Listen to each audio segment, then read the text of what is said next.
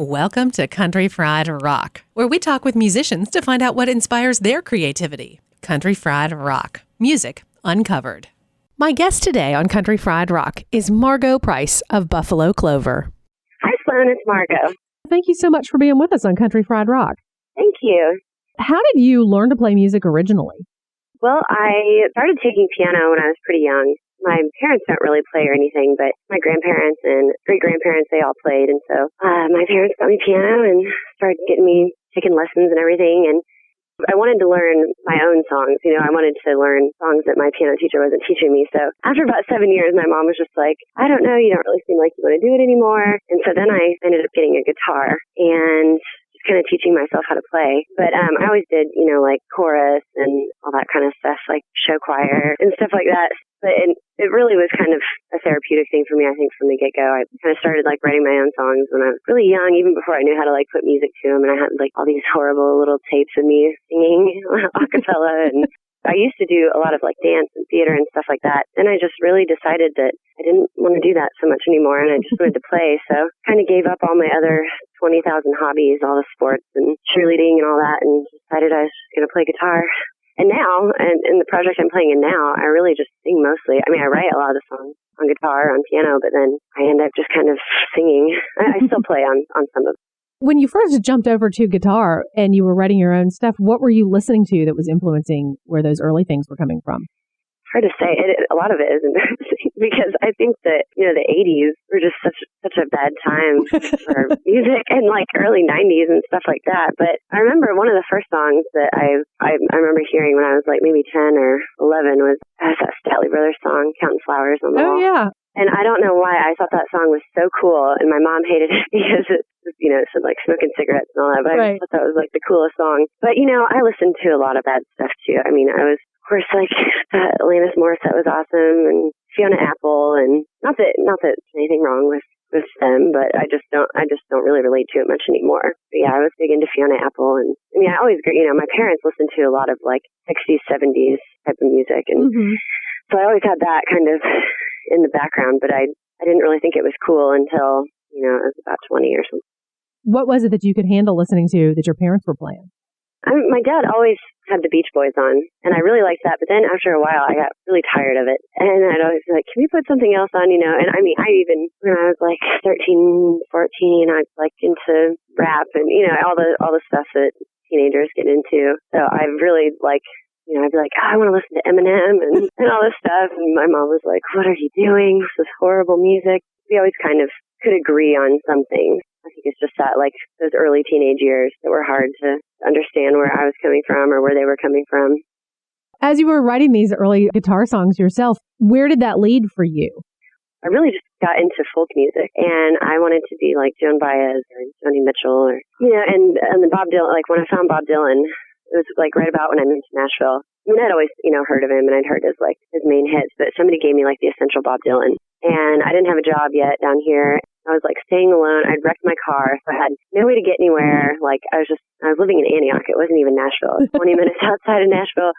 So I really got into like the folk movement of the 60s and stuff. And I met Jeremy, my husband, and he knew like every Bob Dylan song under the sun. So we just sit around and pick like old folk songs. So I think like that's what I started off really like focusing on, was like country and, you know, that whole side of things, the softer, more like lyrical side of things. And I started like recording on like a Roland, like 8-track like digital recorder, and making all these demos. And then after a while, you know, I was always hanging out with all these guys who were playing like rock and roll, and I guess it like started to wear off on me, and I always felt left out because they were always like jamming, and I just had an acoustic guitar. And then I started playing drums with a couple bands. Jeremy was playing with this guy named Jake Shore, who's immensely talented and just kind of has never got out there. And I played drums with them for a little while, and then I, you know, just got to playing like with a band behind me, and I realized how much more powerful it was. I just don't think many people have the attention span to sit and listen to folk music really anymore. I mean, there are venues that, you know, like that do that, but I just realized that if I had a band behind me, people had to shut up and listen. So that kind of was like, it was an eye opener for sure. So you're kind of late to the game then, or late to the appreciation of country music. What sort of country was impacting you at that point? I remember somebody taught me how to play Long Black Veil. My uncle, my great uncle, he had moved to Nashville, and he wrote like a bunch of songs in like through the 70s. So he had written a bunch of songs for like, I don't know, Reba McEntire and Black Hawk and, kind of like mainstream country artists and stuff. But he had known the person who like wrote that song, and that kind of hit home with me. And I went back and kind of dove into all the older country stuff. I always feel this great pull of, do I want to play rock and roll or do I want to play country music? It's so hard to narrow it down because we just get bored really easily. I don't know. We try to stay open to doing a lot of that, but I feel like it's been sort of destructive in a way because, we'll have a song that's like a country song and somebody likes that, and then our next song is psychedelic rock and roll, and it can scare people. So then you wandered through some different things from playing folk to picking up the drums to play for another band. So what led to the core of Buffalo Clover forming originally? Oddly enough, Jeremy and I started a band that was called Secret Handshake. And we looked it up online, and I didn't see anybody with that name, and so we started playing under that. And at that point, we'd gotten into the Kinks. That was like our bread and butter. We just learned like every Kink song. I loved that so many of their songs had like political messages. And so we were writing all these, every song we decided that we didn't want to write any song about love or anything that anybody was doing we wanted to write. We wrote a song that was called Bloodshed, another one called Arctic War. It was songs like that were like Dead End Street and stuff like that. We cleared rooms for sure with our views. And after a while, we just realized that it was just not easily digestible to people. Some people would find us and they would love it. They thought it was amazing, but it was like most of the time it just scared people. So we ended up changing our name of that band because there was another band that was called The Secret Handshake, and they'd been around longer. So we decided to change our name and kind of refocus what we were doing. And Jeremy and I had been real on again, off again, and just in our relationship. And so I, of course, started writing songs about him and writing songs about love again and all that. So then we just kind of reformed and looked at what we were doing and kind of adjusted some things. And so then him and I started playing together, and Jason, who's still with us, he plays bass with us, Jason White, joined, and then we've been through a whole slew of drummers. Finally, then we met Matt Gardner, and things kind of started to click into place a little bit more. And so since then, it's definitely been the three of us. Jason's been kind of on and off a little bit because he went to nursing school and he finished up with that. But now he's wanting to tour even more than we possibly can now. So he's got a good basis going. And my friend Dylan's been playing with us for a while. And I feel like he has really, now that we have a drummer, it's just kind of like really shaped everything. Drummers are so important. It's so hard to come by in town. They just are always in like a million projects. We're just lucky that he's kind of committing himself to us. So talk about the first releases that came from Buffalo Clover. What led to you all recording those songs? The first release was Pearls to Swine. And I think I wrote about 10 of the songs, and then Jeremy and I co-wrote 2. So that was kind of just our first project, and we recorded it at the bomb shelter here, and everything was done analog on tape and everything, even back then. And so we kind of recorded those songs, but then we didn't have anyone to help us with booking, or we didn't have a publisher. I didn't even copyright the songs. I just was like, well, if somebody wants to steal them, that's fine, because I'll just write more. I just didn't want to deal with the paperwork, It was it just, all of it overwhelmed me, and I just didn't really know how to go about anything. I had my uncle who's in the music business, but I just, I wasn't going to bother him by asking him how to do anything. So we just kind of wrote him, and then we went out, and I booked for myself under a fake name for a while, and just, the songs just kind of sat there, and then we just have slowly been taking it more seriously. I've always wanted to do it. It's just so hard to get the right things in the right hands of the right people. So after that, then we recorded Strong Medicine, and that was with Matt Gardner. He was with us on that. And then from that, we met the guys from Palaver Records, who've just been kind of helping us out, doing what they can. They're really sweet guys, and they just are helping us out of the kindness of their own hearts and their pockets. It's good to have, just to have people keeping me on my toes with like, okay, you need to send in your songs, and you need to make sure that they're copyrighted, and, things that I do not want to do. They force me to do them. Hey, this is Margo Price from Buffalo Clover, and you're listening to Country Fried Rock.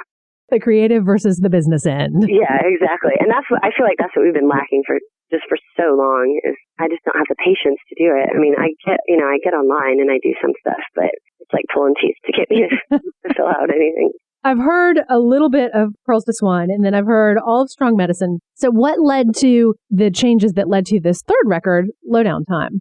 Well, we had taken a break because we had kids. And so I had, basically it was I felt like a year and a half where I was just out of commission and I couldn't go into any of the places I wanted to go into. And I mean, it was a good break, but at the same time, it was just so hard for me to sit back and not do anything.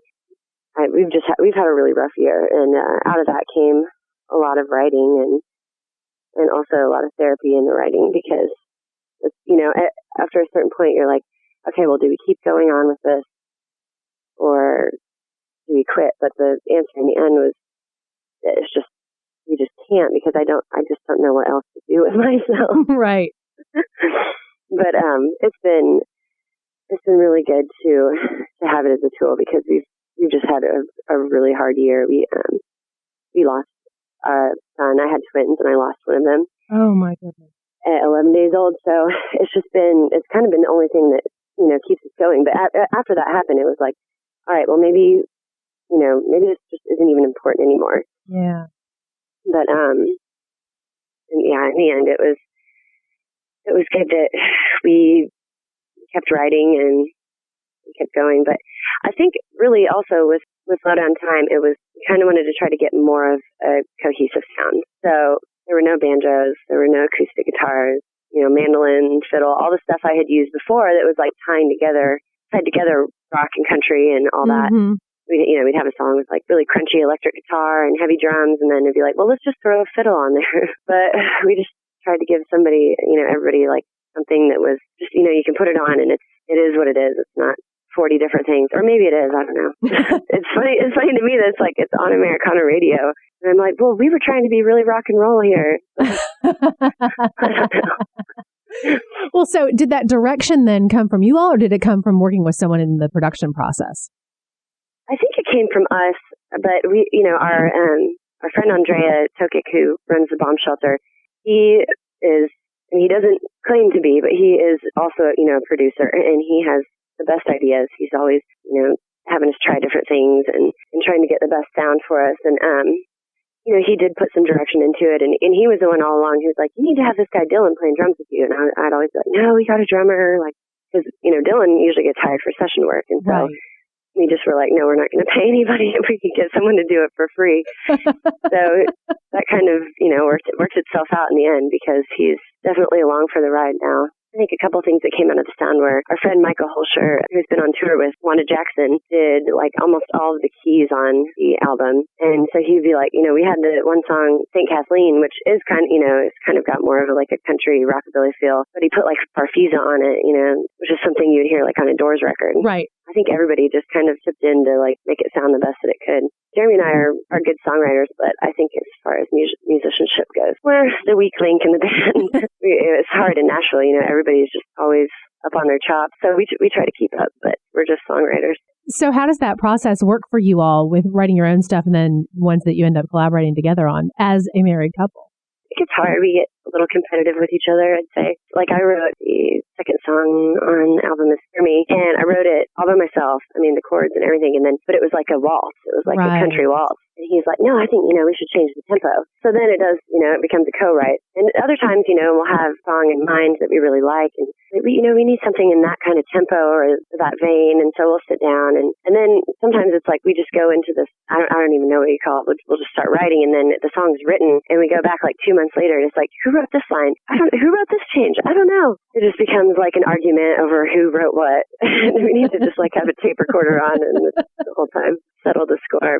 Yeah, we get a little competitive, when I write a few songs by myself and he thinks I don't need him anymore, and then he'll write a song by himself and I'll feel like I have to keep up. I don't know, I feel like it's good to write with somebody because it's a good filter of, we'll write we write a lot. I'll think I'll have something really good and he's like, I don't know.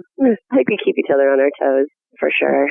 When you've got songs and they come to the band, I know you just said that y'all are the songwriters and they're really the monster players. How does the song end up getting fleshed out together? Well, lately we have been doing a little more like we'll just kind of come with a little more bare bones. Like, maybe we still need a bridge or a breakdown or something, and everybody kind of throws in their ideas. And so that's been interesting. And now we've got a couple of girls that have been singing backups with us. So then we'll, build parts for them or kind of build the song around that. Whereas before, that you wouldn't even think of doing anything like that. But it's been interesting. I think just how everything's changed, because it started off just me and Jeremy playing together, just very, very simple. Me just like chucking on an acoustic, chucking like bar chords and stuff. And now it's like, there's like several riffs going on. Like Jeremy and Matt will build like riffs kind of back and forth with each other, and almost kind of like Muddy Waters type stuff where there's just little riffs being filled in here and there. Yeah, it's definitely come a long way from where it started. Where do you think that these changes are going to take you musically? It's hard. I feel like our name confuses people because it sounds like an Americana name for sure. So lately we've really been getting into like throwing in like a cover, like Janis Joplin cover or a Doors cover. I think we'll probably keep doing this for a while, but at the same time, I just get so antsy. But I'm trying to separate the like really country, really folky stuff into another project. I just started this other project with a bunch of guys that I know, and we had like pedal steel and all that good stuff. So I'm trying to keep it a little more separated. I don't know, actually, when this finally airs, it'll be funny to see. Can you give me the name of that project, or is that still under wraps? We haven't quite named it. We've thrown around a million names. The name we used on stage, we just played last Tuesday, we called ourselves Margo and the Price Tag. I understand the wanting to kind of categorize your various sounds into different projects for the listener, but how does that benefit you in terms of your creation and songwriting? How is that helpful to you to have different projects to think of them for instead of trying to make every song work for one band? It's been good as far as not confusing the listener, and also like still having that outlet, because as soon as, I remember Jeremy kind of like giving me a project. He was like, all right, because usually, he would come up with like the more like rocking like frames, and then I would fill in, like I'd make a melody and fill in the words. You need to write a really fast, like, rockin' song. And as soon as he told me that, then all I wanted to do was write country, because I'm Austin, and I guess I don't know. So it's just been helpful that I can still do that. And now actually I feel like I can write anything I want, and it's not, there still will be a place for it, because it's such a shame to like write a song and be like, oh, well, this is, too bluegrass to play in our band, but it's a really good song, and I think it's just been healthy to kind of open that door back up again for me, because that's where I started. I just miss it when I don't do it. And then every time I go out and see, like, there's a great band called Sam Doors and the Tumbleweeds. I went out and saw them, and I was like, that was right when we were like really focusing on, all right, we're gonna be a rock and roll band now. And I was like, saw them play, and I was like, no, I want to play country. Like I have multiple personalities or something. So I think it's just been therapeutic to still be able to do that. Hey, this is Margo Price from Buffalo Clover.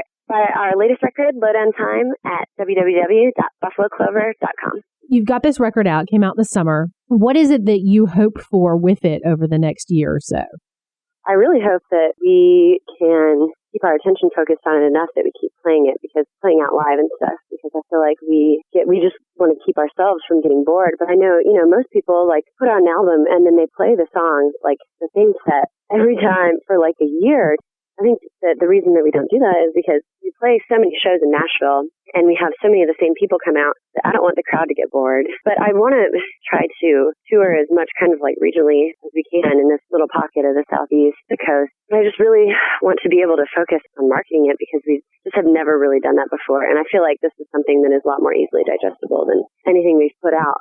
I'm hoping that we can just kind of get the right people booking us and stuff like that, because I know, we book all over in town and it's never a problem, but booking out of town, it's tricky, because you have to be making money, but I think it's really important to tour. So that's my hope, is that we can tour and keep playing songs, and we have to selling the vinyls, so I suppose we have to keep playing songs that lets people. Keeping it fresh is a challenge. Yeah, exactly. It's also hard, too, because we have a couple that are, strictly like kind of piano driven. And my husband left his keyboard in Liverpool because we didn't have enough money to get it back. So we haven't had keys at our last few shows, unless Micah comes out, which he has a couple times. But we just borrowed somebody's keyboard for the tour here. So now we haven't been able to play like Seek Me Out and a couple of those. So it kind of, gives them like a rebirth taking your son's toys and putting them in the attic for a while so they're new again or something. Specifically, what songs have changed for you all, or what has changed in the feel over time? What keeps it fresh? You know, a lot of times we try to take a song and then be like, all right, well, let's switch the tempo on it. This time let's do it 3/4, you know, because there's a lot of songs that I want to keep playing, but it's just to keep everybody on their toes. And I think going back to Dylan too, he did that a lot. He would just throw everybody for a loop and be like, all right, we're going to do this. You know, I mean, he wouldn't even tell them. He just counted off different, like skip a beat on the third line just to throw everybody off. I really like doing that. Luckily, everybody around here can usually keep up with my neuroticness, because even with the little country project I just did the last week, we covered a Henson Cargill song, Skip a Rope. Every time we would go back to the chorus, sometimes I'd wait 4 counts, sometimes I'd wait 3, sometimes I'd wait 1, and they followed me every time. It was it was just really funny. I think at first they just thought I was like not knowing what I was doing, but I was just kind of seeing if they could follow me. If the sun and moon and stars align for you all over the next couple of years, what would you want? I would really like to get more attention in my hometown. So much around here is about, you know, elbow rubbing and, you know, going out and networking with the right people. I hate that word, networking. So we've gotten like a couple write-ups in the local paper, maybe like two mentions. It's crazy. We go to Liverpool and we, you know, can play on the BBC and do all these things, and then you come back to town and it's like pulling teeth to get someone to like write about your album release. Even though the Ryman has become like a cesspool for good and bad music now, I would really, really like to play the Ryman. The biggest thing for us would just be able to make a humble living full time at playing music. I never want to wait another table in my life. I just can't even think about going back to do that. But you know, we've both worked a million odd jobs, and so you know, it keeps the songwriting good. I'm sure, you know, if we would have arrived a couple of years ago, I probably would have nothing to say. But it just would be really nice to not have to worry about health insurance and stuff for my son, because we are all without health insurance right now, and it's killing us. Country Fried Rock. Find the full playlist from this episode on countryfriedrock.org. Check us out on iTunes. No music, just talk. Our theme music is from The Full Tones. Our Country Fried Rock stinger is from Steve Soto and the Twisted Hearts. Country Fried Rock. Copyright 2012 by Lily Pad Productions. All rights reserved. Ever he been helping us some country fried rock. Hey y'all, it's Sloane Spencer. Thanks so much for finding all these new old episodes of Country Fried Rock. I've got something completely different available these days called Sleep with Rock Stars. And it all started from a listener comment back in the very early days of Country Fried Rock who said, you know, I slow these down to 75% and fall asleep to them. And I was like, well, over the years I started thinking about it, and I recently started Sleep with Rock Stars. It's the Gen X sleep podcast, and you can find it at sleepwithrockstars.com or your favorite podcast app.